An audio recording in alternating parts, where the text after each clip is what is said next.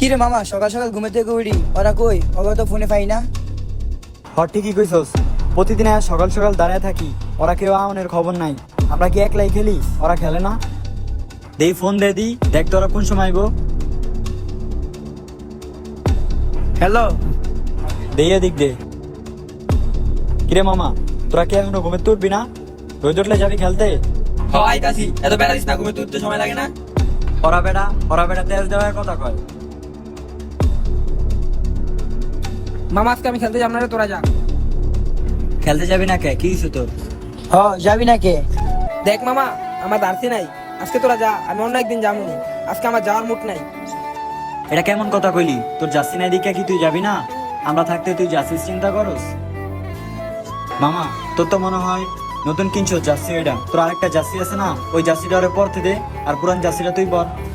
দেখ মামা, নতুন ব্র্যান্ডের যাচ্ছি, এখনো লোগোটা খুলি নাই। তুই এটা পর, আমি বাসা তো এটা পরে আমনি।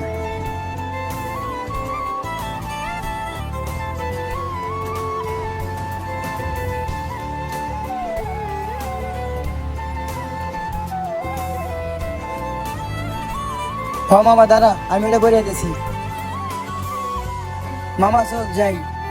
বন্ধুরা, আপনাদের সাথেও কি এরকম ঘটনা ঘটেছে? ঘটলে কমেন্টে জানান, আর ভিডিওটা ভালো লাগলে লাইক সাবস্ক্রাইব করে দিন।